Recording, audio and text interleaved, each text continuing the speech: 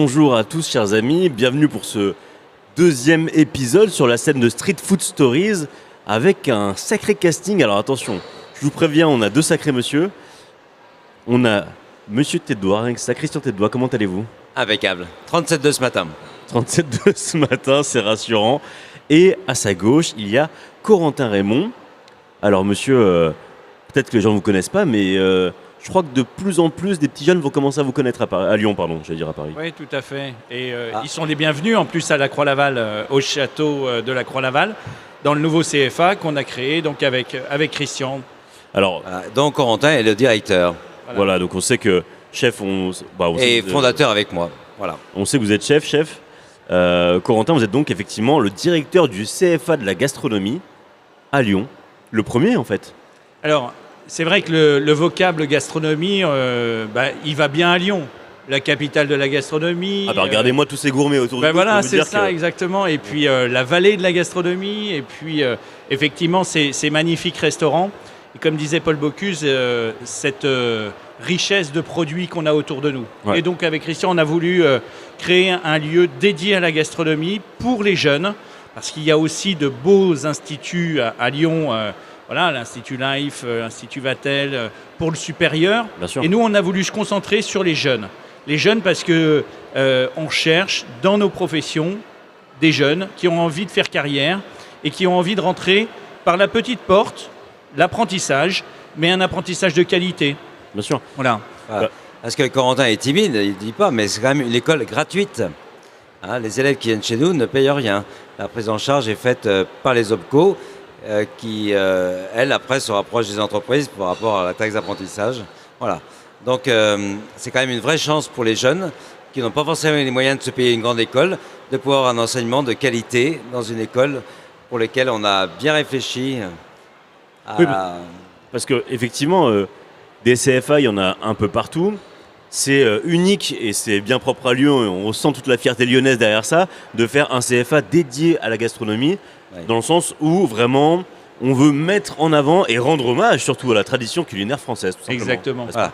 C'est tout à fait l'idée. C'est à la fois de les inscrire dans une tradition culinaire ancestrale, parce qu'on n'est que des modestes héritiers de ce savoir-faire, et en même temps de les inscrire dans l'avenir, c'est-à-dire leur faire prendre conscience de l'importance de l'enjeu de demain. C'est la restauration durable, ce qui implique bien sûr un sourcing de qualité au plus proche de chez soi, et en plus, après, le retraitement de tous les déchets pour être exemplaire du début jusqu'à la fin. Le Christian qui avait 12 ans, oui, qui s'est vu offrir la cuisine du marché de Paul Bocuse, il aurait bien aimé faire ce CFA, je crois. Oui, effectivement. Pardon. Oui, alors, les gens ne savent peut-être pas, mais moi je suis issu de la campagne, donc j'ai grandi, comme on dit souvent vulgairement, au cul des vaches, puisque mes parents étaient à la fois agriculteurs et maraîchers. Et rien ne me prédestinait à faire de la cuisine, si ce n'est ma gourmandise légendaire. Et donc, à l'époque, il a fallu que je prenne mon vélo d'abord et après ma mobilette, quand j'ai pu m'en payer une, pour aller à l'école à Nantes, dans une école qui était comme les CFA qu'on peut connaître de partout, où on vous enseignait pendant tout un trimestre les sauces, les œufs, les potages. C'était assez ennuyeux, d'autant que moi j'avais la chance de travailler déjà à l'époque dans un restaurant de macarons Michelin. En plus. Et donc j'allais à l'école un petit peu en traînant les pieds parce que c'était pas d'abord ma passion. Et puis voilà. Justement, Corentin, vous palliez justement à cet ennui qu'on peut ressentir parfois quand on est déjà passionné, parce que chez vous, on peut venir en tant que très très jeune, mais aussi en tant qu'un peu plus âgé. Exactement. L'apprentissage, depuis 2018, il y a eu une réforme qui s'appelle la loi pour la liberté de choisir son avenir professionnel. Elle a réformé plusieurs éléments. Ouais. Un, la possibilité de créer de nouveaux CFA, et c'est là-dessus que nous avons travaillé avec Christian. Et puis, ça change aussi les modalités de formation, le rythme, les modalités avec du digital, par exemple, avec des mises en situation beaucoup plus concrètes. Donc, c'est vraiment ce qu'on a voulu faire. C'est-à-dire une mise en situation en début de parcours très opérationnelle, avec à la Croix-Laval un restaurant bistronomique, un restaurant gastronomique, un espace de banqueting, un salon de thé, café, bar.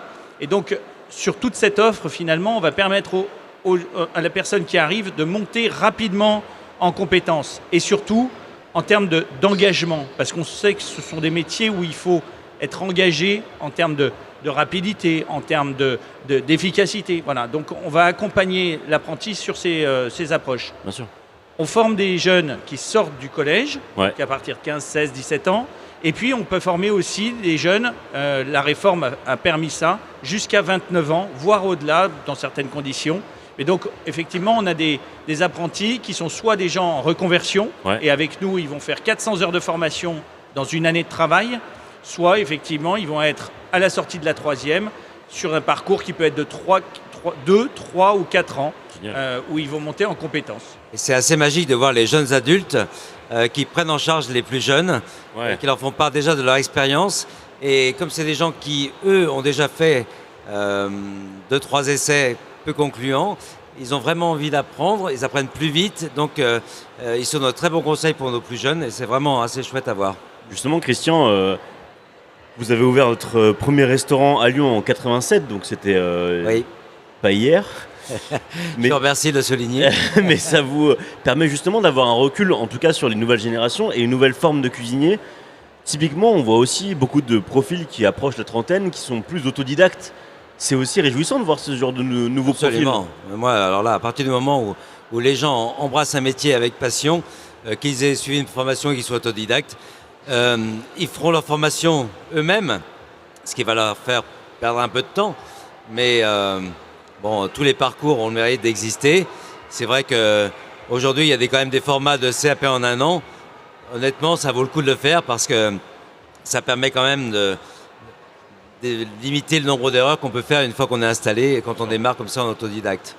Bah, que ce soit avec le CFA ou en qualité de président des maîtres cuisiniers de France, on sent à travers votre discours, Christian, qu'on vous a beaucoup transmis. Oui, moi c'est pour ça que j'essaye aujourd'hui de le faire aussi à mon niveau, mais j'ai le sentiment d'avoir tellement reçu, et c'est vrai que ce métier est d'une complexité assez inouïe.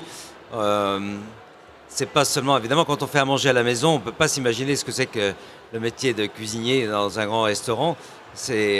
On réfléchit à tellement de choses pour le bien-être des gens, pour mettre une recette au point, qu'elle soit réalisable par l'ensemble des collaborateurs dans un temps le plus court possible pour garder toute la fraîcheur des produits, la qualité nutritive des produits. Donc voilà, c'est tellement de paramètres que du coup, ça devient un métier vraiment hyper intéressant. D'autant qu'aujourd'hui, la science nous rejoint et nous permet aussi d'aller encore plus loin dans la réflexion.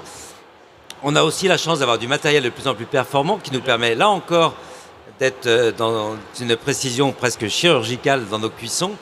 Et voilà, donc c'est un métier vraiment passionnant et je vous invite tous, bien sûr, À l'embrasser. à le rejoindre.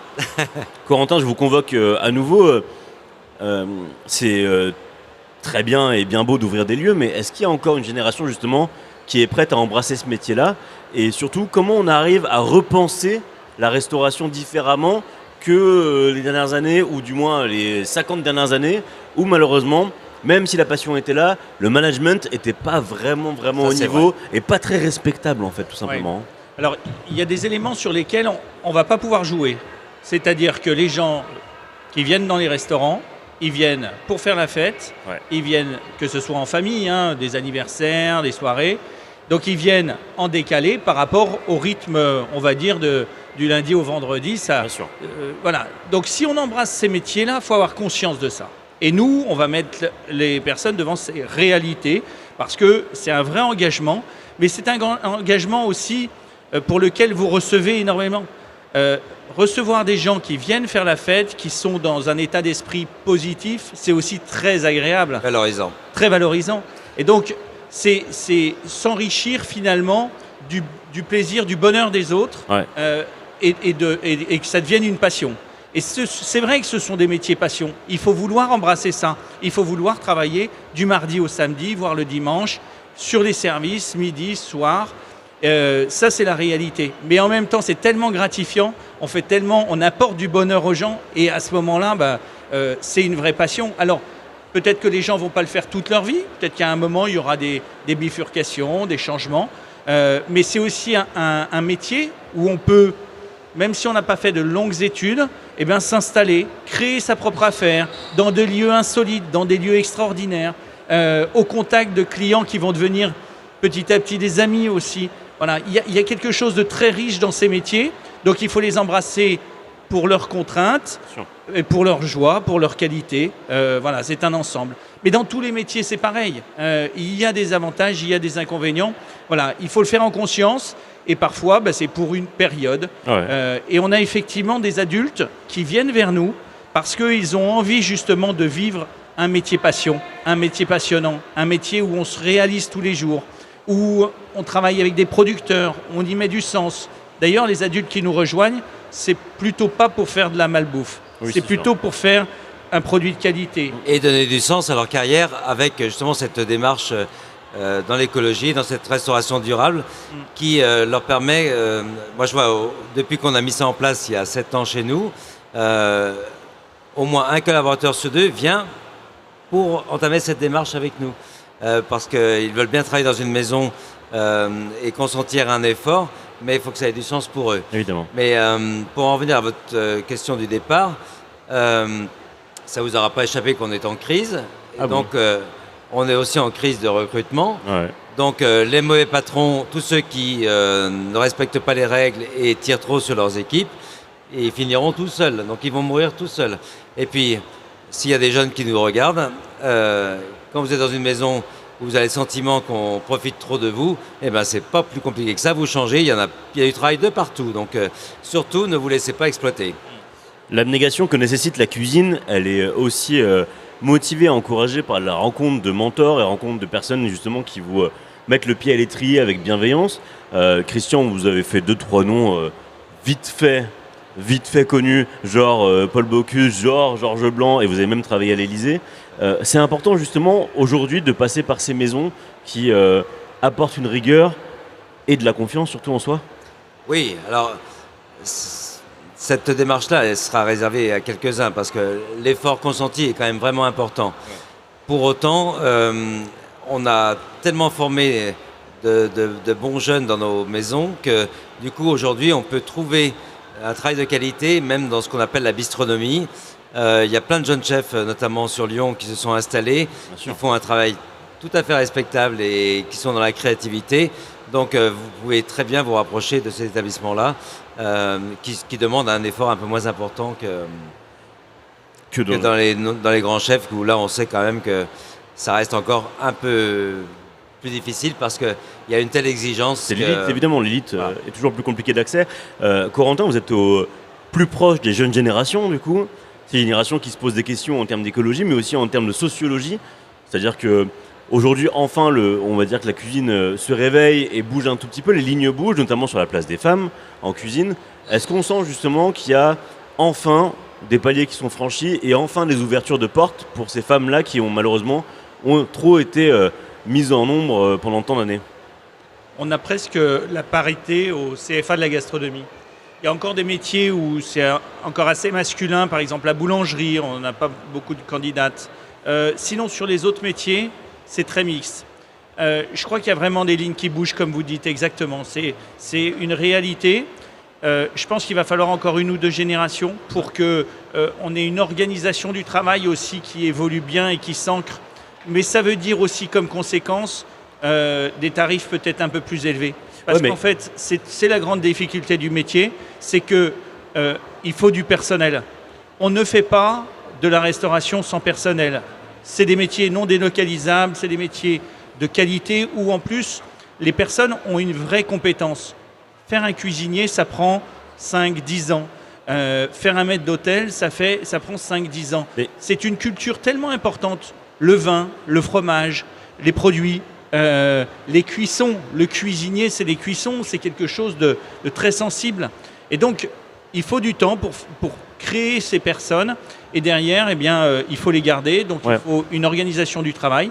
On organise souvent maintenant les entreprises avec des shifts, avec des équipes. Équipe midi, équipe soir. Voilà, de plus en plus, c'est en train de se mettre en route. Et comment on fait justement pour un CFA en plus qui est tout jeune, donc qui peut justement pas avoir l'excuse de l'ancienneté, de se dire on a reproduit un modèle. Là, vous êtes frais, jeune, beau d'ailleurs. Donc comment on fait justement pour, dès la formation, inculquer des bonnes valeurs et justement changer les choses dès le début? Ça passe par mon équipe. Notre équipe au CFA de la gastronomie est engagée sur ces sujets. Et nous y travaillons, nous y réfléchissons ensemble, parce que ce sont des gens aussi qui ont appris dans de belles maisons des maisons parfois un petit peu rugueuses en termes de management. Voilà, c'est aussi le revers de l'excellence. Comme vous disiez, je veux dire, on ne peut pas être dans l'excellence et pas à un moment dans l'exigence. Voilà, il y a de l'exigence à avoir en termes de comportement, en termes d'attitude, en termes d'engagement et puis bien sûr en termes de production, qualité de la production. Donc mon équipe, nous y travaillons ensemble pour que justement on ait beaucoup de respect. On a 2 maîtres mots au CFA de la gastronomie, c'est exigence et bienveillance. Christian, vos pairs parlent de vous comme quelqu'un qui a profondément voulu mettre l'humain au cœur de la cuisine. C'est justement ces valeurs-là qu'on doit continuer à inculquer. Et surtout, est-ce qu'on arrive enfin à pouvoir remettre de la sensibilité dans une cuisine qui était parfois un petit peu trop réduite à la technique? En tout cas, chez moi, oui. Parce que ça a toujours été mon combat de remettre l'humain au cœur de l'entreprise. Donc je ne serai jamais riche, mais je m'en fiche parce qu'on n'a jamais vu un coffre-fort suivre un corbillard. Donc, à retenir, messieurs, dames. De cause. Donc, du coup, moi, ma passion, c'est effectivement de transmettre aux jeunes qui passent chez moi. Et hier avant-hier, il y a une journaliste qui me dit, c'est incroyable, tous les jeunes que je rencontre, ils ont travaillé chez vous. Ah oui, parce que j'ai cette capacité à leur donner l'envie de créer, de s'installer derrière, de se réaliser personnellement. Et donc, effectivement, je sais que j'attire chez moi des talents de gens qui ont déjà cette petite flamme en eux qui vont s'installer demain et être les grands chefs de demain. Voilà. Donc, moi, je considère qu'on n'est que de passage sur cette petite terre et qu'on doit pouvoir donner au maximum aux autres. Voilà. Et je ne changerai pas, c'est comme ça, c'est ma nature. C'est une nature qui devrait être partagée par beaucoup de chefs. Je me permets de un tout petit peu nous rapprocher de ce festival qui nous entoure. Oui. On est au Lyon Street Food Festival. Ça m'intéresse beaucoup de savoir justement l'avis de Christian Tête-Doigt sur la street food parce qu'elle a été malheureusement longtemps regardée et prise un peu de haut par la haute gastronomie. Aujourd'hui, on voit de plus en plus de chefs qui commencent à fricoter avec la street food, voire de lancer des business qui font justement la part belle à la street food. Est-ce qu'on commence justement à s'accorder plus de liberté et comment on arrive à allier gastronomie et street food aujourd'hui? C'est assez facile. En fait, on n'a jamais été contre la street food, on était contre la mauvaise street food qui était faite au début. Vous vous rappelez pas, vous êtes trop jeune, mais au tout début, c'était quand même pas glorieux. Ouais. Et c'est vrai que depuis de nombreuses années, quand même, les chefs s'y sont intéressés. Beaucoup des anciens de chez nous ont voulu se mettre aussi dans le créneau, donc ils avaient quand même une formation culinaire plus importante. Et tout à fait naturellement, le niveau est monté. Quand je vois ce qui était servi il y a 25 ans en arrière et ce qui est servi aujourd'hui, il n'y a pas photo du tout. Donc, je pense qu'on peut plutôt rendre grâce effectivement à la gastronomie qui a apporté ce côté un peu plus gourmand quand même à la street food. Le risque aujourd'hui, pour être tout à fait honnête, Soyez-le. c'est qu'on fasse disparaître la petite restauration traditionnelle qui avait pourtant une belle place, tous ces petits restaurants familiaux un petit peu où on travaillait effectivement en famille et où on faisait quand même des bons produits. Et j'ai peur que avec la période qu'on est en train de vivre, ça disparaisse.